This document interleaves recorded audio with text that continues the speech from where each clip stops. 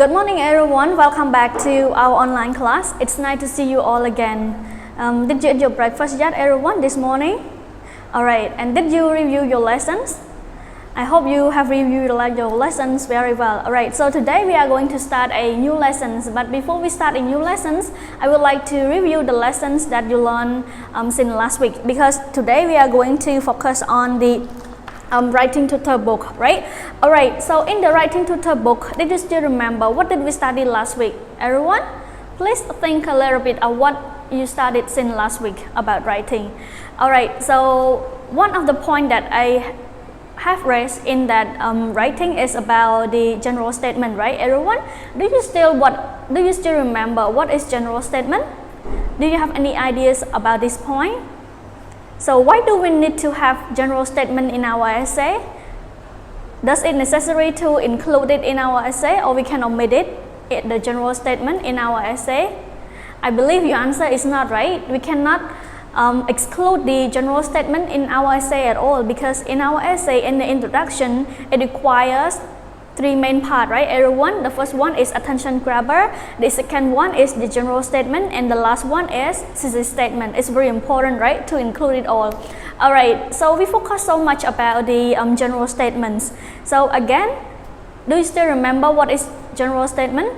So general statement, it introduces the topic of the essay, and it gives a brief introduction of the essay as well, of the topic of the essay. Alright, and also you need to be aware that when you write your general statement, you should not write it too long. You should not give a long description of your general statement at all. Your general statement, it should consist of only 1 or 2 sentences only, because in your introduction, in total, there should be 4 or 5 sentences. So if you write a very long general statement, it makes your introduction a bit longer. So that's why it's not so good at all for your introduction and also for your general statement as well. Alright, another point you need to remember that your general statement does not represent the whole essay. It does not give the main idea of the whole essay at all. It just gives the topic of the essays only. Alright, so it means that you don't need to summarize the entire essay for your general statement, because it is the job of the thesis statement only. Okay, and last of all, you need to remember that for the general statement, what is it everyone? First one, you should not write a long description. Second one, you should not include the entire essay, the point in the entire essay. And last but not least, you need to be remember that it has to be related to the topic of the thesis statement, right? So it means that your thesis statement and your general statement need to be connected to each other. If your general statement talk about this one, the topic about this one, but your thesis statement is about the other things, so it means that your essay, okay, it's gonna be a very messy, right? So it needs to go along well together. So it means that I can say that your general statement, it prepares the reader for the thesis statement, right? Alright, so I hope you are clear, and also you can produce a good general statement by yourself from now on. And today's lessons, we are going to focus on the grammar point, alright? Because tomorrow I'm going to focus on the writing again. But today, in writing, as you know, we need you need to produce a good sentence, right? In order to produce a good sentence, you need to use a correct grammar point, right, in your sentence structure. Alright, so for today's lessons, I'm going to focus on verb ing and verb ed. And I believe that when you see verb ing and verb ed, you always use it in your sentence, and you always see it, right? When you do the exercise about tenses, or when you read any paragraph, you always encounter the verb ing and verb ed. So everyone, what do we call verb ing in English?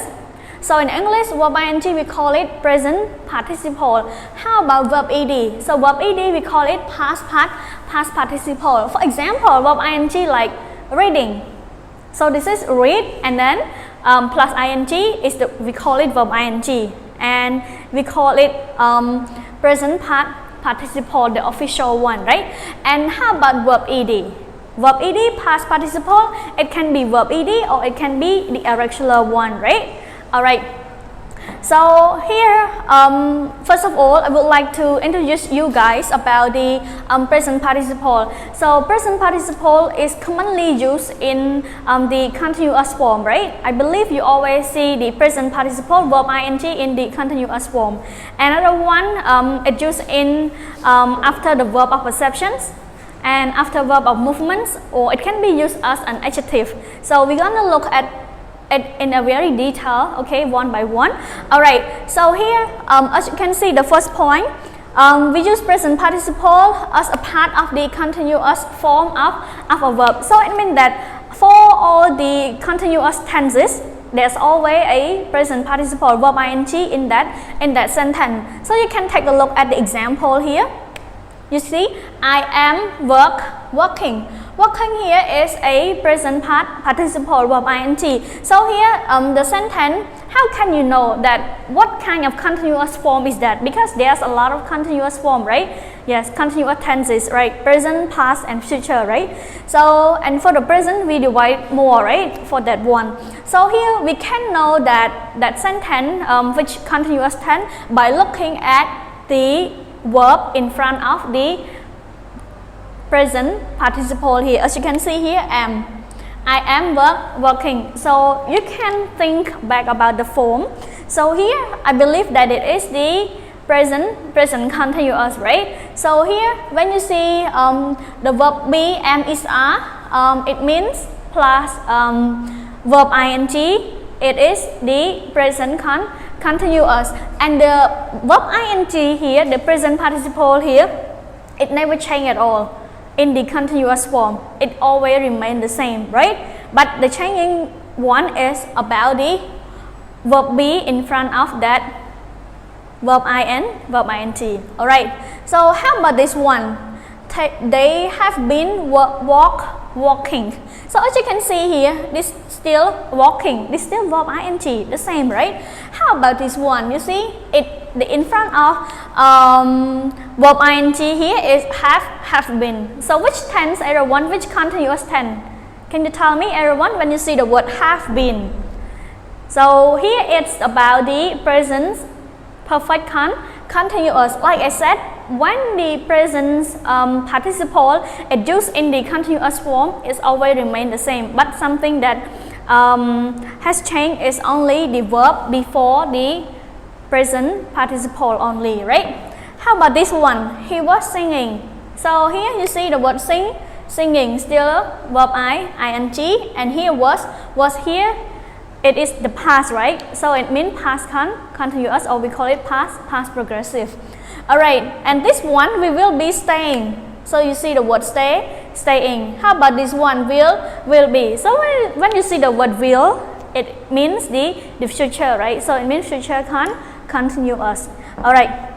So let's move to the next point, okay? So present participle, it used as after verb of perception. After verb of perception here, it means the ongoing actions. So it means that action is continuing. Alright, so here as you can see, we have verb plus object plus present participle. So when we use present participle after a verb of perception, so it is in a form like that, okay? Verb plus object plus present participle. So let's take a look at the example all together.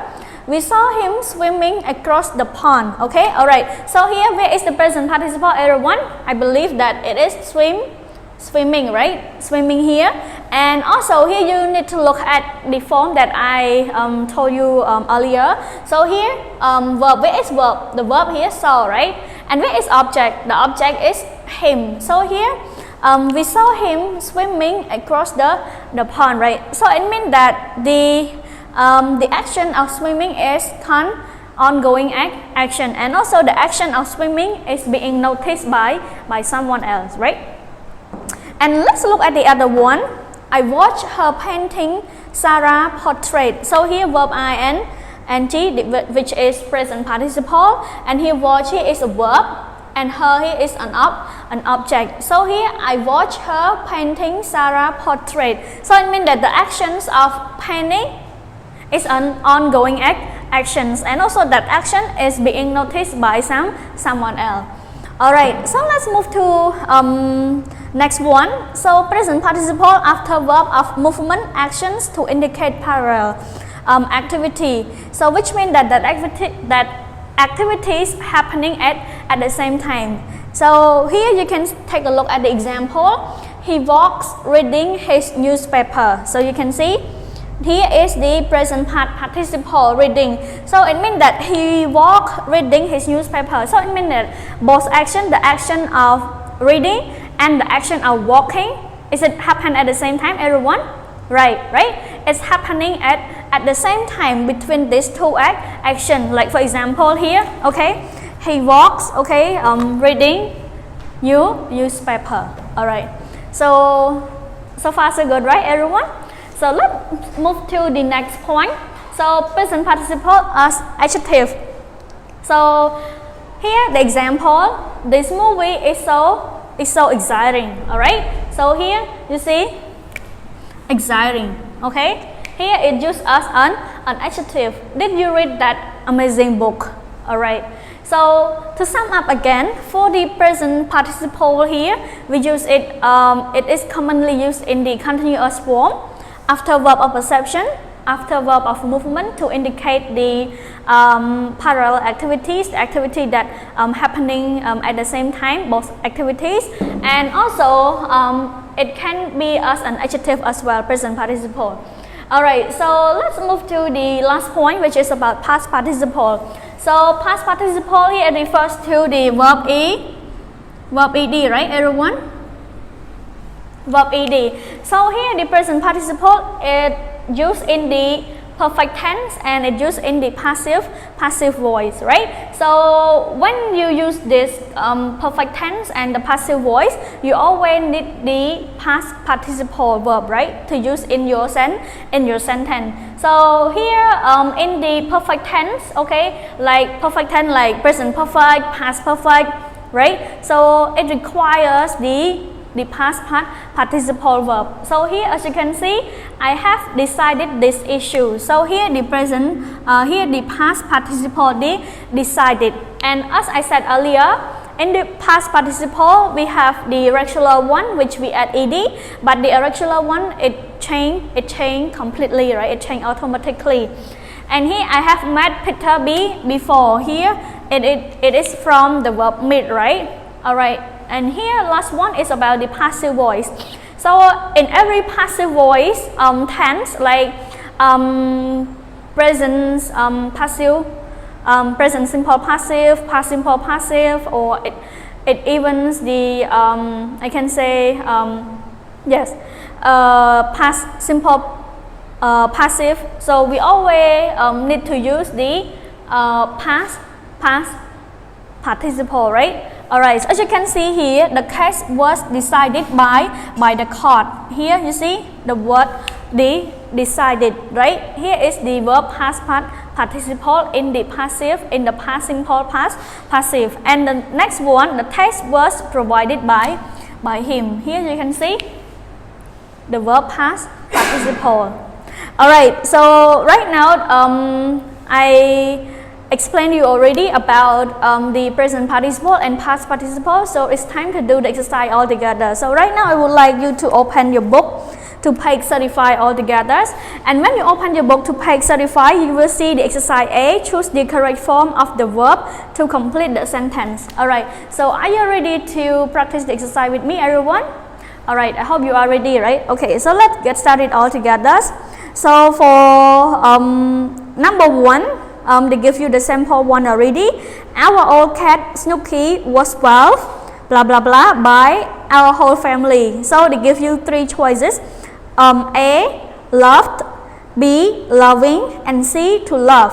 Everyone, so here's the correct answer is A, right? Our old cat Snooky was well loved by our whole family. So this sentence is the past simple passive, right? Number two, look at that cute baby deer. blah blah blah, its mother milk. Okay, so they give you 3 choices to choose, everyone. A, drinking. B, to drink. D, C, drank. So everyone, what is it? Can you think a little bit about the answer? So here, look at that cute baby deer. So the answer is drinking, right? So the correct answer is A, drinking its mother milk. Alright, number 3, Christy cat is on the couch. Okay, so they give you slept, sleeping, and to sleep. So the answer is Christy cat is sleeping on the couch. Alright, number 4, the puppy was blah blah blah to me as a birthday gift by a good friend. So here, A, given, B, giving, and C, give. So here, everyone, what is it? So I believe this sentence is the past simple passive, right? So it must be the puppy was given, right, to me as a birthday gift by a good friend. Move to the last one, number 5. Have you ever blah blah blah out the dog house since you brought the dog home? So this sentence, it must be the present perfect, right, everyone?